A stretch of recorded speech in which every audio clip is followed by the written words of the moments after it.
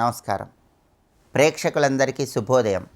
ఈనాటి శుభయోగం శీర్షికన మాఘమాసం సందర్భంగా పద్మపురాణంలో చెప్పబడిన ఎలాంటి దానాలు నిర్వహిస్తే సకల శుభాలను సిద్ధింపజేసుకోవచ్చో పరిశీలిద్దాం.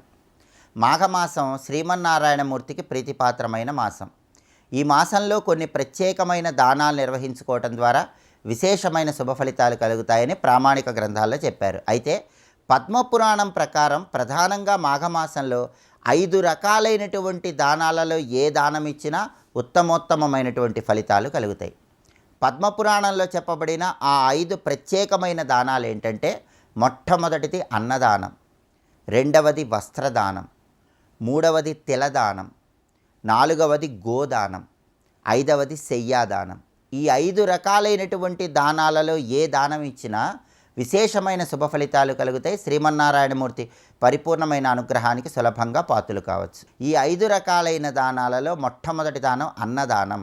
యజమాన కృతం పాపం అన్నమాశ్రిత్య తిష్టతి అంటుంది శాస్త్రం. అంటే మనం తెలిసి కానీ తెలియక కానీ చేసిన పాపాలన్నీ అన్నాన్ని ఆశ్రయించి ఉంటాయి. కాబట్టి సర్వ పాపాలను తొలగింపజేసుకోవటానికి మాఘమాసంలో వీలైనప్పుడు అన్నదానాన్ని నిర్వహించాలి. అలాగే రెండవది వస్త్రదానం. మాఘమాసంలో వస్త్రదానం ఇవ్వటం ద్వారా వృత్తి, ఉద్యోగ, వ్యాపార రంగాల్లో మంచి పురోభివృద్ధిని సాధించవచ్చు. ఆర్థిక ఇబ్బందుల నుంచి సులభంగా బయటపడవచ్చు. మూడవది తిలదానం. ఈ తిలదానం చాలా గొప్పదని పద్మపురాణం ఉత్తరఖండ 124 అధ్యాయంలో ఒక శ్లోకంలో కూడా చెప్పారు. ఈ తిలదానం గొప్పతనం గురించి పద్మపురాణంలో చెప్పబడినటువంటి ఆ శ్లోకాన్ని మనం పరిశీలిస్తే, తిలాహ సర్వ పాపహర స్మృతాహ అంటుంది పద్మపురాణం. అంటే అన్ని రకాలైనటువంటి పాపాలను పోగొట్టే శక్తి తిలదానానికి ఉంది.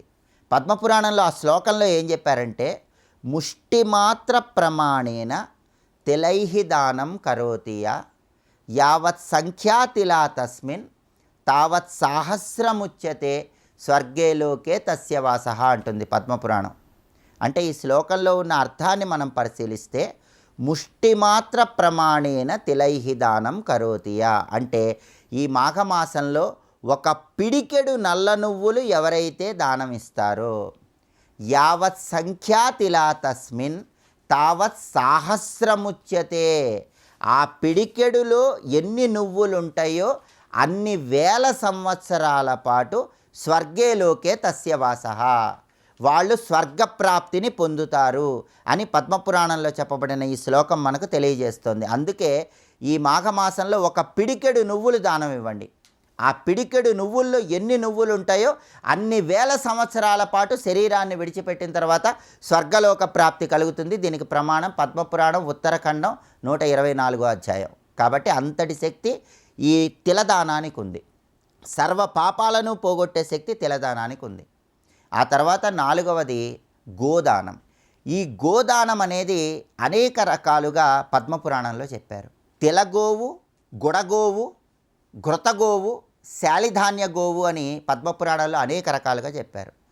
తిలగోవు అంటే అర్థం ఏంటంటే, మాఘమాసంలో ఒక వెండి పళ్ళెం కానీ, ఒక బంగారు పళ్ళెం కానీ, ఒక రాగి పళ్ళెం కానీ, ఒక ఇత్తడి పళ్ళెం కానీ మీ శక్తి మేర తీసుకొని ఆ పళ్ళెంలో నువ్వులు గోవు ఆకారంలో ఏర్పాటు చేసి దానమిస్తే దాన్ని తిలగోదానం అంటారు. అలాగే బెల్లపు అచ్చు తీసుకొని ఆ బెల్లపు అచ్చు గోవు ఆకారంలో వచ్చేలాగా చేసి మాఘమాసంలో దానమిస్తే దాన్ని గుడగోదానం అంటారు. అలాగే ఘృతగోవు, ఘృతం అంటే ఆవు నెయ్యి, ఒక పాత్రలో ఆవు నెయ్యి గోవు ఆకారం వచ్చేలాగా ఏర్పాటు చేసి ఆ ఆవు నెయ్యిని దానమిస్తే దాన్ని ఘృతగోదానం అంటారు.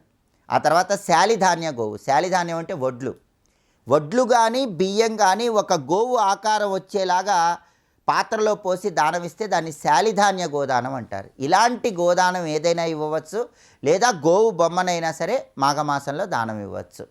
ఇది 4వ దానం. 5వది ఆఖరి దానం శయ్యాదానం.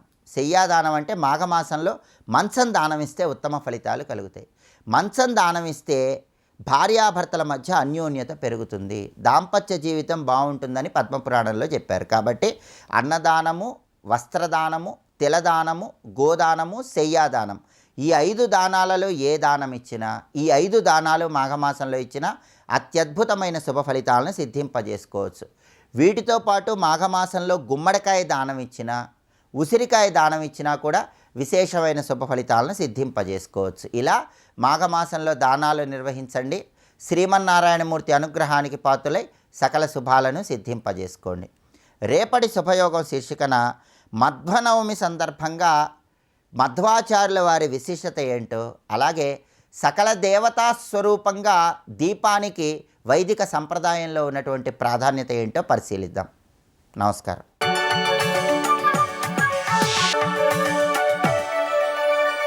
నందకిశోర నవనీత చోర నాద విహార శ్రీధర నందకిశోర నవనీత చోర నాద విహార శ్రీధర.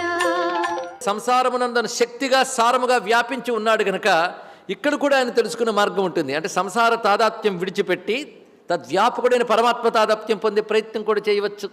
అందుకే యత ప్రవృత్తి ప్రసుతా పురాణి అని చెప్పడం ఎందుకంటే ఎవరి వలన ఈ సంసారము వ్యాపించి ఉన్నదో అనేది తటస్థ లక్షణం.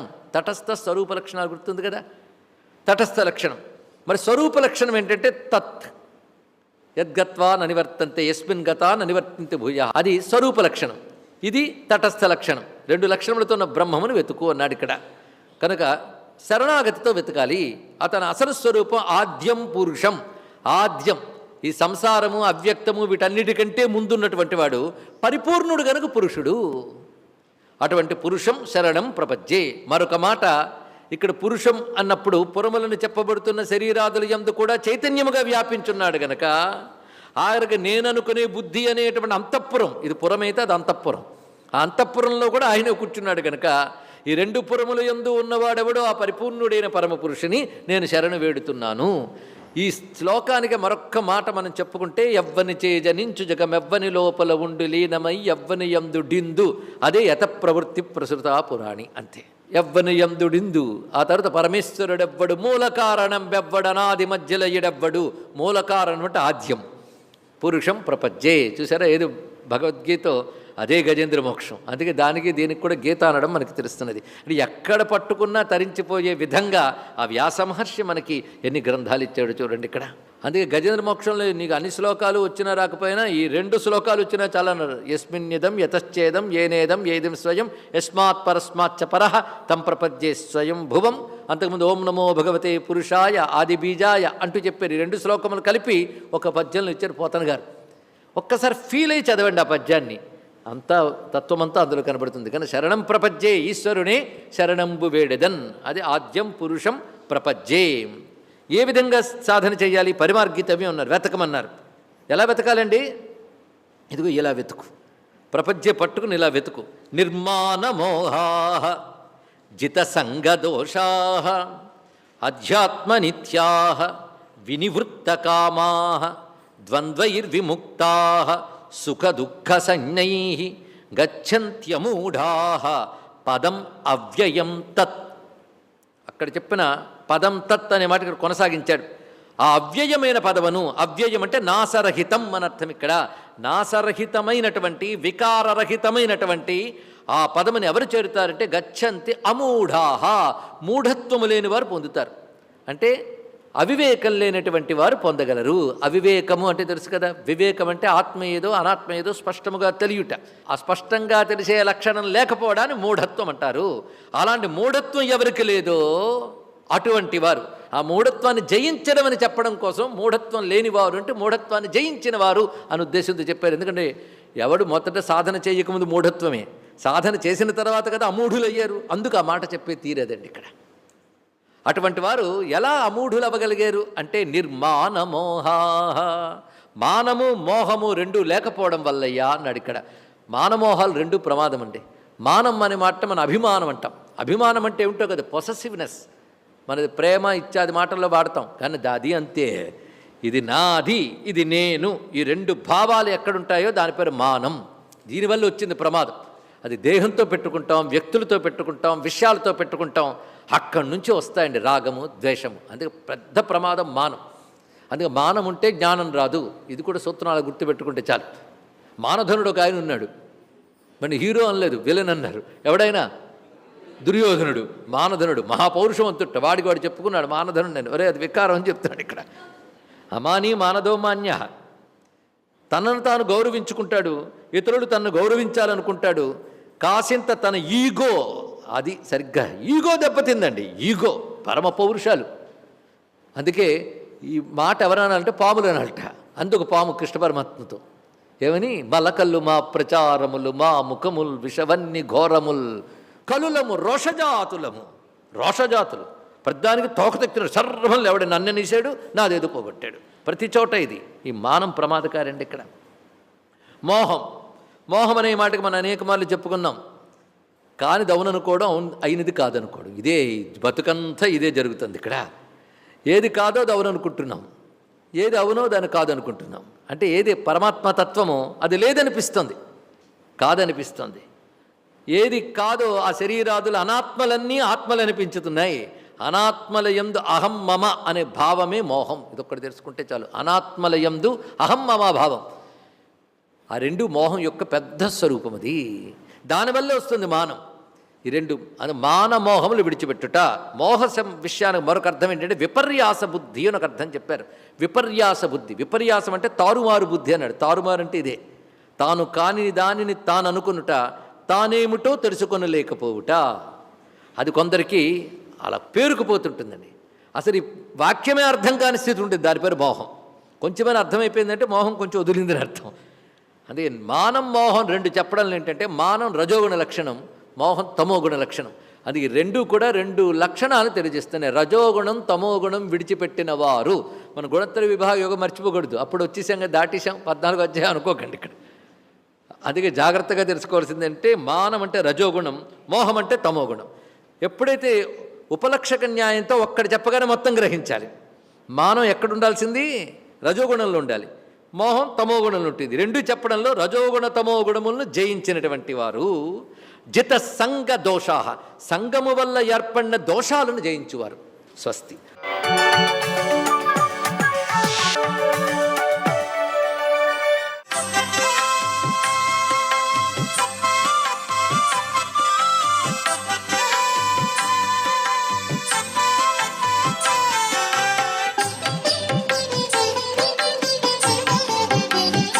ఓం నమో నారాయణాయ. ఓం నమ శివాయ. శ్రీమాత్రే నమః. ఈరోజు భీష్మాష్టమి.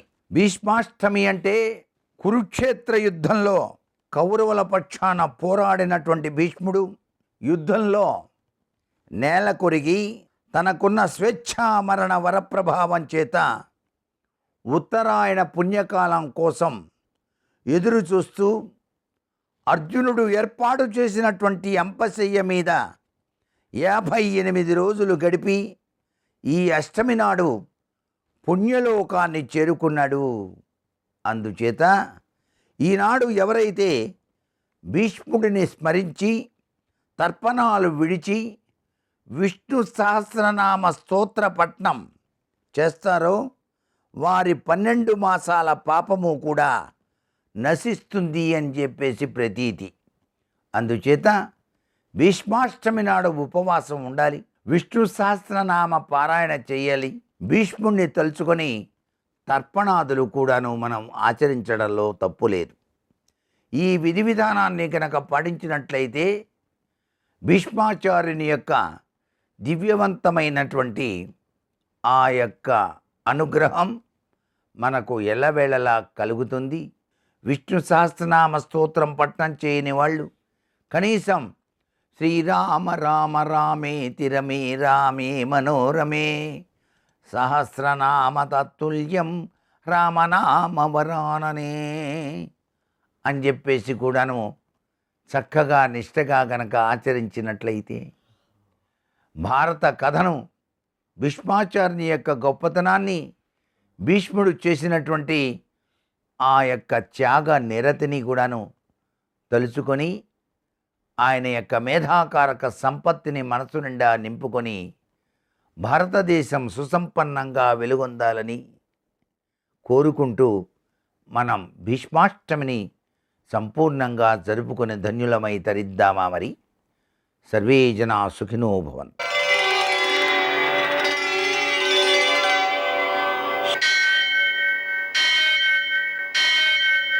సహస్ర सहस्रशीर्षं देवं विश्वाक्षं विश्वशम्भुवं विश्वं नारायणं देवमक्षरं परमं पदं विश्वतः परमां नित्यं विश्वं नारायणगुं हरिं विश्वमेवेदं पुरुषस्तद्विश्वमुपजीवति पतिं विश्वस्यात्मेश्वरगुं शाश्वतगुं शिवमच्युतं नारायणं महाज्ञेयं विश्वात्मानं परायणम्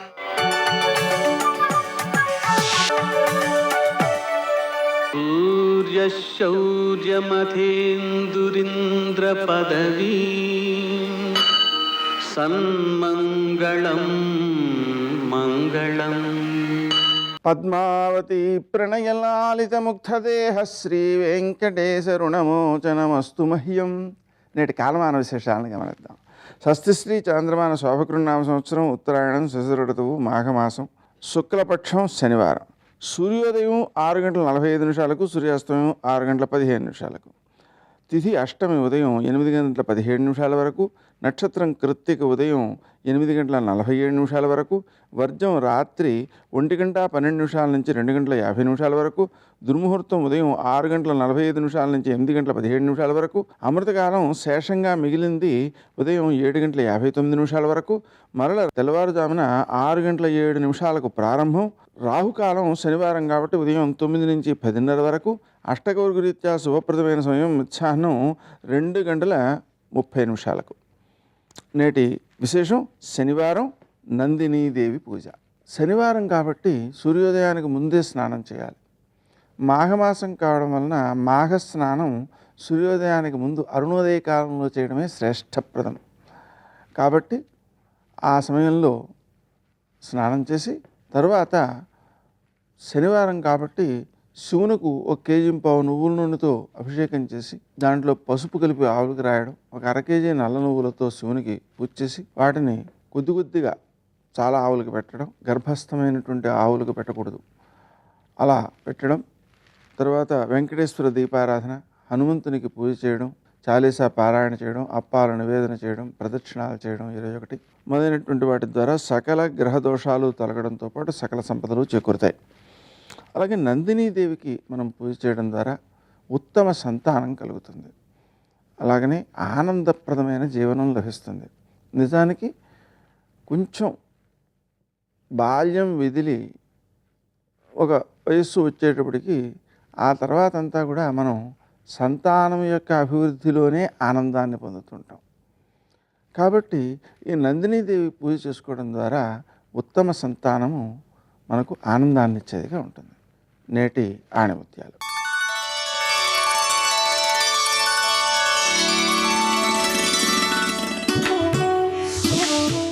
గెలవాలంటే కష్టాలను ఓర్చుకోవాలి.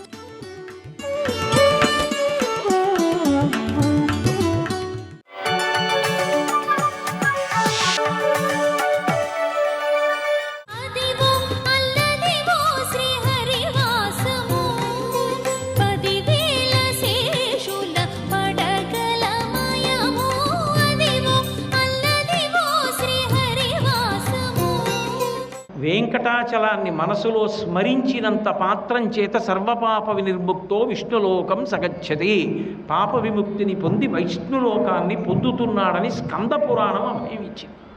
అది వ్యాసకృతం, నా సొంతంగా చెప్తున్నది కాదు. అంటే కలిపురుషుడి వలన పతనం అవ్వడానికి ఎంత అవకాశం ఉన్నదో అంత అనుగ్రహాన్ని కూడా వర్షించేశాడు వెంకటేశ్వరుడు.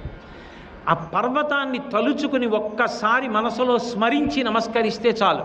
తెల్లవారుజామున నిద్రలేవగానే ఓసారి ఆ వెంకటాచలాన్ని, ఆనంద నిలయాన్ని, ఆ ధ్వజస్తంభాన్ని, స్వామి పుష్కరిణి, ఆదివరాహస్వామి గుడి, స్వామివారి యొక్క ముఖం ఉన్నట్టుగా ఉన్నటువంటి ఆ పర్వత పార్శ్వాన్ని, ఒక్కసారి ఆ తిరుపతి పట్టణాన్ని, తిరుమల కొండల్ని విహంగ వీక్షణంగా మనసులో దర్శనం చేసినంత మాత్రం చేత ప్రభాతకాలే రాజేంద్ర యకీర్తయతి భూతరం, తెల్లవారుజామున నిద్రలేచి ఒక్కసారి ఆ పర్వతాన్ని తలుచుకుని పర్వతం మీద 3 శ్లోకములు చెప్పి కీర్తించినటువంటి వాడు ఎవడున్నాడో అటువంటి వాడు ప్రాతకాలంలో అలా తలుచుకున్నాడు కాబట్టి వాడికి ఫలం భవేత్ ధ్రువం, గంగా సేతుయాత్ర సహస్రజం, ధ్రువం, ఇందులో నీకు అనుమానం అక్కర్లేదు అన్నారు. పొద్దున్నే ఆ పర్వతాన్ని ఒక్కసారి మానసికంగా చూసి ఆ పర్వతాన్ని కీర్తిస్తూ 4 మాటలు చెప్పినంత మాత్రం చేత వాడు 1000 మాటలు కాశీరామేశ్వర యాత్ర పూర్తి చేశాడు అని చెప్పి వాడి ఖాతాలో వేస్తాడు. అంత ఫలితాన్ని దేనికి కట్టబెట్టాడు అంటే, కలియుగంలో కలిపురుషుడి ఉద్ధతి వలన మనుషులు పాడవడానికి ఎంత అవకాశం ఉన్నదో, మళ్ళీ అంత పుణ్యాన్ని కూడా మనుషులకు కట్టపెట్టడానికి పరమేశ్వరుడు అంత సౌలభ్యంతో కిందకొచ్చేసాడు. కిందకొచ్చేసి మహానుభావుడు అంత అనుగ్రహాన్ని వర్షించాడు. అందుకే ఒక మాట అంటారు, విద్యానాం వేద విద్యేవ మంత్రాణం ప్రణవో యథా ప్రాణవత్ ప్రియవస్తూనాం ధేనూనాం కామధేనువత్ తథా వెంకటశైలేంద్ర క్షేత్రాణం ఉత్తమోత్తమ అంటారు. పరమ పవిత్రమైనటువంటివి లోకంలో కొన్ని ఉన్నాయి. ఇదో విద్యలన్నిటిలోకి వేద విద్య గొప్పది, మంత్రములన్నిటిలోకి కూడా ప్రణవ మంత్రము గొప్పది, ధేనువులన్నిటిలోకి కూడా కామధేనువు గొప్పది, ప్రియమైన వస్తువులన్నిటిలోకి కూడా చాలా చాలా గొప్పది తన ప్రాణమే. తన ప్రాణము కన్నా ప్రియమైనది లోకంలో ఇంకోటి ఉండదు. అందుకే ప్రాణవత్ ప్రియ వస్తువునాం, ఈ లోకంలో ఇహము పరము 2 సుఖములను ఇవ్వగలిగినటువంటిది భార్య కన్నా వేరొకటి లేదు. భార్య కన్నా సుఖమునివ్వగలిగిన వారు ఉండరు. ఎందుకంటే భార్య పక్కన ఉన్నది కాబట్టి ధర్మపత్నితో కలిసి యజ్ఞయాగాది క్రతువులు చేసి పరలోకానికి కావలసిన పుణ్యాన్ని మూటగట్టుకుంటాడు. ఇంటికి వెళ్ళేటప్పటికి పట్టెడు అన్నం పెట్టేది ఆమెయే. మనసు బాధతో కుందిపోయినప్పుడు మీ ధర్మం మిమ్మల్ని కాపాడుతుందని ఊరటవాక్యములు పలికేది ఆమెయే. గృహిణి గృహముచ్యతే. అందుకే భార్య లాంటి సుఖం లోకంలో ఇంకొకటి లేదు. అలాగే వేదం లాంటి విద్య లేదు, గంగ లాంటి తీర్థం లేదు, కన్ను లాంటి కాంతి లేదు. బయట ఎంత కాంతి ఉన్నా కన్ను లేదనుకోండి, ఏం కాంతి ఉంటుంది? అందుకే కన్ను కన్నా గొప్ప కాంతి లేదు, కృతయుగం కన్నా గొప్ప యుగం లేదు, గంగ కన్నా గొప్ప తీర్థం లేదు, ధర్మం కన్నా గొప్ప స్నేహితుడు లేడు, సత్యము కన్నా గొప్ప కీర్తి లేదు, భోజనం కన్నా గొప్ప తృప్తి లేదు. ఇవన్నీ కూడా పతాక స్థాయిలో చెప్పబడేటటువంటి మాటలు. ఇవన్నీ ఎంత గొప్పవో తథా వెంకటశైలేంద్ర క్షేత్రాణం ఉత్తమోత్తమ. ఇవన్నీ ఆయా విషయాలలో ఎంత గొప్పవో మాసములలో వైశాఖ మాసం అంత గొప్పది. అందుకే నమాధవ సమో మాసో, వైశాఖ మాసంతో సమానమైన మాసం లేదు. అంత గొప్ప మాసం. వీటితో సమానమైనది లేనట్టే వెంకటాచలము లాంటి క్షేత్రము కూడా ఈ లోకమునందు ఇంకొకటి లేదు. వెంకటాద్రి సమం స్థానం బ్రహ్మాండే నాస్తికించన వెంకటేశ సమోదేవో నభూతో నభవిష్యతి. అందుకే వెంకటాచలం లాంటి పవిత్ర క్షేత్రము ఈ బ్రహ్మాండమునందు వేరొకటి లేదు అని చెప్పారు. సర్వం శ్రీ ఉమామహేశ్వర పరబ్రహ్మార్పణమస్తు. స్వస్తి.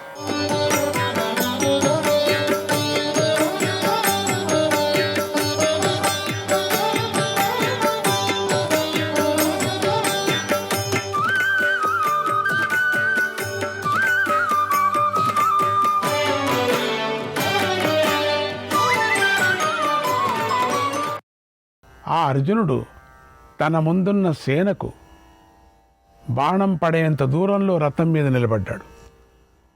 తర్వాత శంఖాన్ని పూరించాడు. వెంటనే శ్రీకృష్ణుడు కూడా అర్జునుడితో కలిసి తన పాంచజన్య శంఖాన్ని పూరించారు. ఇద్దరు కూడా శంఖం పూరించారు.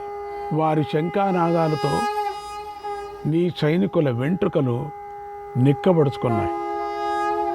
నీ వారు వణికిపోయారు, చైతన్యాన్ని కోల్పోయారు.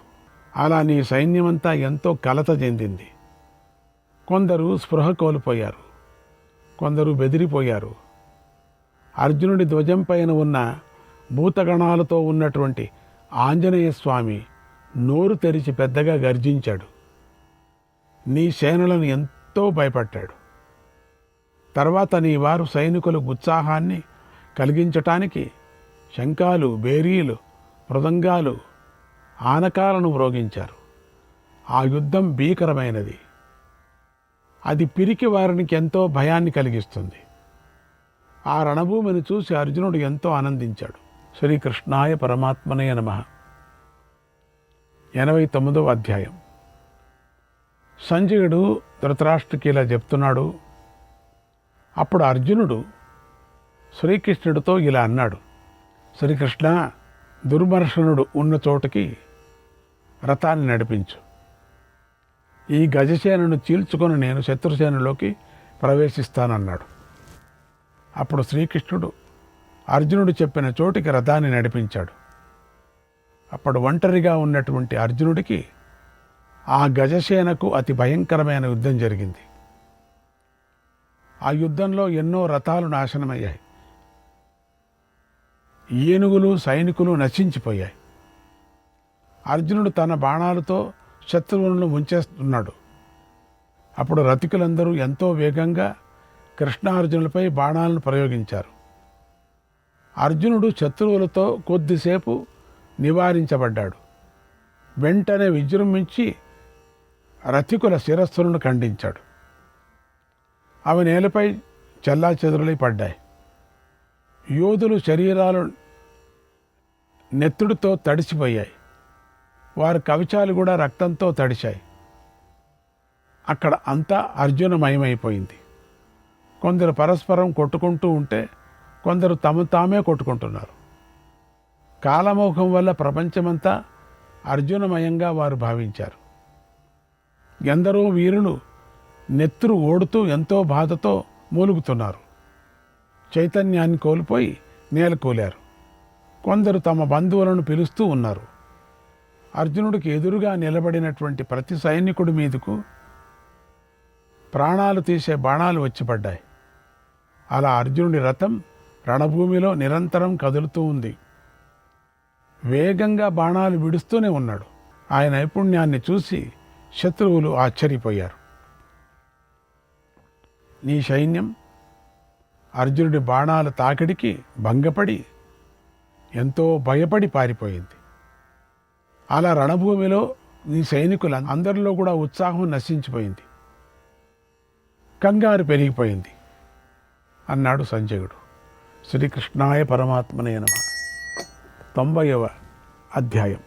ధృతరాష్ట్రుడు సంజయుడితో ఇలా అన్నాడు, ఓ సంజయ, అర్జునుడు అలా సంహరిస్తుంటే వ్యూహం ముందున్న సేన ఎంతో భయపడి పారిపోతూ ఉంటే నా సేనలోని వీరులలో అర్జునుడిని ఎవరు ఎదిరించారు? వారు మళ్ళీ ప్రాకారంలాగా నిలబడి ఉన్న ద్రోణాచార్యుణ్ణి ఆశ్రయించారా? ఆయన శకట వ్యూహంలోకి చేరారా అని అడిగాడు. అప్పుడు సంజయుడు ఇలా చెప్తున్నాడు, మహారాజా, అర్జునుడు నీ సేనలోని వీరులను వధించాడు. కొంతమందిని చెదరగొట్టి వారి ఉత్సాహాన్ని నీరుగాల్చాడు. వారి పారిపోయేలాగా చేశాడు. అలా అర్జునుడు తన పదునైన బాణాలతో నిరంతరంగా సంహరిస్తుంటే ఏ ఒక్కరు కూడా అర్జునుడిని తలెత్తి చూడలేకపోయారు. ఆ స్థితిలో ఉన్న నీ సేనను చూసి దుశ్శాసనుడు తీవ్రంగా కోపించాడు. అర్జునుడిని ఎదిరించాలని నిర్ణయించుకున్నాడు. దుశ్శాసనుడు శూరుడు, తీవ్రమైనటువంటి పరాక్రమం కలవాడు. బంగారు కవచాన్ని శిరస్త్రాణాన్ని ధరించాడు. అతడు గజసేనలో కలిసి భూమిని మెరుగేస్తున్నాడా అన్నట్లుగా అర్జునుని ఎదుర్కొన్నాడు. అప్పుడు శంఖ నినాదాలతోనూ ధనుష్టాంకారాలతోనూ ఏనుగుల ఘీంకారాలతోనూ భూమి ఆకాశం ప్రతిధ్వనించాయి. ఒక్క ముహూర్త కాలంలో దుశ్శాసనుడు భయంకరంగానూ దారుణంగానూ యుద్ధానికి సిద్ధమైపోయాడు. తన గజసేనను అర్జునుడి మీదకు పురికొల్పాడు.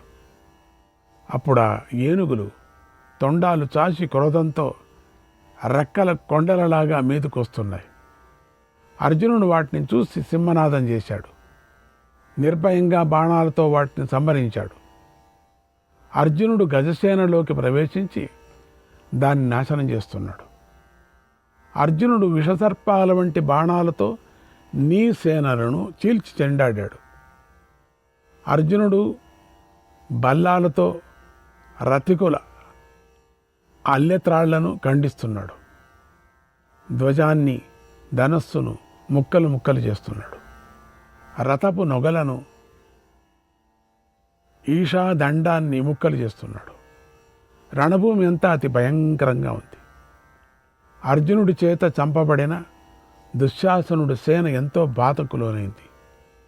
చాలా భాగం నాశనమైపోయింది. నాయకుడితో సహా పారిపోయింది. దుశ్శాసనుడు అర్జునుడి బాణాలకు తీవ్రంగా భయపడుతూ రక్షించండి గురుదేవా, రక్షించండి అంటూ ద్రోణుణ్ణి శరణు కోరాడు. వేగంగా ఆయన కల్పించిన శకట వ్యూహంలోకి తన అతి తక్కువ సేనలతో కలిసి ప్రవేశించాడు అన్నాడు సంజయుడు. శ్రీకృష్ణాయ పరమాత్మనే నమః. 91వ అధ్యాయం. సంజయుడు ధృతరాష్ట్రుకి ఇలా చెప్తున్నాడు, ఓ మహారాజా, అర్జునుడు దుశ్శాసనుడి సేనంతా సంహరించాడు. సైంధవుణ్ణి సమీపించాలని ద్రోణుడి సేనపై వేగంగా దాడి చేశాడు. ముందుగా వ్యూహానికి ముందు నిలబడిన ద్రోణుని సమీపించి నమస్కారం చేశాడు. కృష్ణుడు అనుమతి తీసుకొని ద్రోణుడితో ఇలా అన్నాడు, శివేనద్యాకి మాం బ్రహ్మన్, శివేనద్యాకి మాం బ్రహ్మన్, స్వస్తిచ్చైవ వదస్వమే, స్వస్తిచ్చైవ వదస్వమే, భవత్ప్రసాదాదిచ్ఛామి, భవత్ప్రసాదాదిచ్ఛామి ప్రవేష్టుం దుర్భిదాం చమూం, ప్రవేష్టుం దుర్భిదాం చమూం. ఓ విప్రోత్తమా, నాకు శుభం కలగాలని ఆశీర్వదించండి. మీ అనుగ్రహంతో ఛేదించటానికి వీలు కాని మీ సేనలోకి ప్రవేశించాలని అనుకుంటున్నాను. నాకు మీరు తండ్రి వంటివారు, ధర్మరాజుతో సమానమైన సోదరులు, అలాగే శ్రీకృష్ణుడి వంటి స్నేహితులు. నేను మీకు సత్యం చెబుతున్నాను గురుదేవా, మీకు అశ్వత్థామ ఎలా రక్షించదగినవాడో నేను అలాగే మీ చేత రక్షించదగినవాడును. గురుదేవా, మీ అనుగ్రహంతో నేను సింధూరాజును సంహరించాలి అనుకుంటున్నాను. నా ప్రతిజ్ఞను రక్షించండి, నెరవేర్చుకునేలాగా సహకరించండి అన్నాడు. అప్పుడు ద్రోణాచార్యుడు నవ్వుతూ, ఓ అర్జున, నన్ను గెలవకుండా నువ్వు సైంధవుణ్ణి గెలవలేవు అని తీక్షణమైన బాణాలను అర్జునుడి మీద ప్రయోగించాడు. ఆ బాణాలతో రథం, గుర్రాలు, ధ్వజం, సారథితో పాటు అర్జునుడిని కూడా ముంచివేశాడు. వెంటనే అర్జునుడు తేరుకొని ద్రోణుడి బాణ సమూహాలను తన బాణాలతో నివారించాడు. ద్రోణుని పైకి పదునైన బాణాలను ప్రయోగించాడు. గురువుపై గౌరవాన్ని చూపిస్తూ క్షత్రియ ధర్మాన్ని పాటించాడు. 9 బాణాలతో ద్రోణుడి పాదాలపై కొట్టాడు. వారి మధ్య భీకర యుద్ధం జరిగింది. అర్జునుడు ప్రయోగించిన బాణాలు శత్రువుల సైనికులను, గుర్రాలను, ఏనుగులను గాయపరిచాయి. అవన్నీ మరణించాయి. అర్జునుడి బాణాలతో దెబ్బతిన్న రథాలు, గుర్రాలు, ఏనుగులు, సైనికులు జలప్రవాహంలాగా అక్కడ కొట్టుకొని పోతూ కనిపించాయి. అర్జునుడునే సూర్యుడు కిరణాలు అనే బాణాలతో తీవ్రంగా కౌరవులను బాధించాడు అర్జునుడు. ద్రోణుడు అర్జునుడిపైకి దాడి చేశాడు. తన బాణాలతో అర్జునుడిని పూర్తిగా ముంచెత్తాడు. ద్రోణుని బాణాలు ఎన్నో కృష్ణార్జునుల మీద పడుతూనే ఉన్నాయి. అప్పుడు మేధావి అయిన శ్రీకృష్ణుడు వారి యుద్ధాన్ని గమనించాడు. ఇప్పుడేం చేయాలి అని ఆలోచించాడు. వెంటనే అర్జునుడితో, ఓ పార్థ, మనకు సమయం మించిపోకూడదు. ఇప్పుడు ద్రోణుడిని విడిచిపెట్టు. ఈ సమయంలో మనం ఈ పని చెయ్యాలి అన్నాడు. అర్జునుడు ఆ మాట విని అంగీకరించాడు. కృష్ణ, నీ ఇష్టం అన్నాడు. తర్వాత అర్జునుడు ద్రోణుడి చుట్టూ ప్రదక్షిణం చేస్తూ బాణాలు విడుస్తూ ముందుకు వెళ్ళిపోయాడు. అప్పుడు ద్రోణుడు, ఓ అర్జున, ఎక్కడికి వెళుతున్నావు? యుద్ధంలో శత్రువును గెలవకుండా వెళుతున్నావా? అలా నువ్వు మధ్యలో యుద్ధం ఆపి వెళ్ళావు కదా, తిరిగి రా అన్నాడు. అప్పుడు అర్జునుడు ఆయనతో, గురుదేవా, మీరు నాకు గురువు కానీ శత్రువు కాదు. నేను మీ శిష్యుణ్ణి, కొడుకులాంటి వాడిని. మిమ్మల్ని ఓడించగల మగవాడు ఈ లోకంలోనే లేడు అన్నాడు. అలా చెప్పి సైంధవుణ్ణి చంపాలని ఉత్సాహపడుతూ అర్జునుడు కౌరవ సేనపై విజృంభించాడు. అప్పుడు పాంచాల దేశీయులైన యుధామన్యుడు, ఉత్తమౌజుడు అర్జునుడి రథానికి చక్రరక్షకులుగా ఉన్నారు. వారు కూడా అర్జునుడితో పాటుగా నీ సేనలోకి ప్రవేశించారు. అప్పుడు జయుడు, కృతవర్మ, కాంబోజరాజు, శృతాయువు అర్జునుని అడ్డుకున్నారు. వారి వెనకాల 10,000 రథికులు, అభిషాకులు, శూరసేనులు, శైబ్యులు మొదలైన వారు ఉన్నారు. గతంలో వారు కర్ణుడికి ఓడిపోయారు. వారందరూ అర్జునుడిపైకి దాడి చేశారు. ఆ అర్జునుడిని కౌరవ వీరులందరూ అడ్డగించారు. అప్పుడు ఆ కౌరవ వీరులకు అర్జునుడికి మధ్య ఒళ్ళు జలధరించే యుద్ధం జరిగింది. ఆ జలధరించేటువంటిది చికిత్స, వ్యాధిని నివారించినట్టుగా వారందరూ కలిసి సైంధవుణ్ణి చంపాలని వస్తున్నటువంటి అర్జునుడిని అడ్డగించారు అన్నాడు సంజయుడు. శ్రీకృష్ణాయ పరమాత్మనే నమః. 92వ అధ్యాయం. సంజయుడు ధృతరాష్ట్రుడికి ఇలా చెప్పాడు, మహారాజా, అర్జునుడు యోధుల చేత అడ్డగించబడ్డాడు. వెంటనే ద్రోణుడు అర్జునుడి వెనుక భాగం వైపు వచ్చాడు. అప్పుడు అర్జునుడు తీవ్రమైన బాణాలను కురిపించాడు. అర్జునుడు తన బాణాలతో కౌరవ సేనను బాధించాడు. అక్కడ అతి భయంకరమైన యుద్ధం జరిగింది. అప్పుడు అర్జునుడు తన బాణాలతో ద్రోణుడి బాణాలను ఖండిస్తూ బ్రహ్మాస్త్రాన్ని ప్రయోగించాడు. ద్రోణుడి బాణాలను నివారించాడు. వాడిని ద్రోణుడు అడ్డుకొన్నాడు. అర్జునుడు కృతవర్మ సేనను సంహరించాడు. స్థిరంగా నిలబడ్డ ద్రోణుడిని విడిచిపెట్టి కృతవర్మకు కాంబోజరాజైన సుదక్షిణుడి మధ్యలో అర్జునుడు నిలబడ్డాడు. తర్వాత కృతవర్మ వేగంగా అర్జునుడిపైకి 5 బాణాలను ప్రయోగించాడు. అర్జునుడు 9 బాణాలను ప్రయోగించాడు. కృతవర్మ రొమ్ముపై కొట్టాడు. అప్పుడు శ్రీకృష్ణుడు అర్జునుడు ఎక్కువగా కృతవర్మ రథం మీదనే దృష్టి నిలపటాన్ని గమనించాడు. తమకు సమయం మించిపోతుంది అని గ్రహించాడు. వెంటనే అర్జునుడితో ఇలా అన్నాడు, ఓ అర్జున, ఈ కృతవర్మపై జాలి చూపించకు. ఇక్కడ బంధుత్వాలు ఉండవు, వధించు అన్నాడు. ఆ మాటలు విని అర్జునుడు కృతవర్మను కొట్టి వేగంగా కాంబోజ సేనపై దాడి చేశాడు. అర్జునుడు వ్యూహంలోకి ప్రవేశించగానే కృతవర్మ ఎంతో అసహనీయానికి గురి అయ్యాడు, బాధపడ్డాడు. కృతవర్మ అడ్డుకోవటం వల్ల యూధానుడు, ఉత్తమౌజుడు దుర్యోధనుడి సేనలోకి ప్రవేశించలేకపోయాడు. ఎంత ప్రయత్నించినా వారికి దారి దొరకలేదు. అర్జునుడు మాత్రం లోపలికి వెళ్ళి శత్రువులను పీడిస్తూనే ఉన్నాడు. అవకాశం దొరికినా కూడా అర్జునుడు కృతవర్మను చంపలేదు. అర్జునుడు శృతాయుధుడి గుర్రాలను, సారథిని చంపేశాడు. గుర్రాలు చనిపోగా శృతాయుధుడు గదను పట్టుకొని అర్జునుడిపైకి దాడి చేశాడు. ఆ శృతాయుధుడు వరుణుడి కుమారుడు. అతడి తల్లి పరణాశ, ఆమె చల్లని నీరు గల మహానది. ఆమె కొడుకు కోసం వరుణదేవుడితో ఇలా అంది, నా కుమారుణ్ణి శత్రువులెవరు చంపకూడదు అని కోరింది. అప్పుడు వరుణదేవుడు ఇలా అన్నాడు, దేవి, కుమారుడికి ఈ వరాన్ని దివ్యాస్త్ర రూపంలో ఇస్తున్నాను. శత్రువులెవరూ నీ కుమారుని వధించలేరు.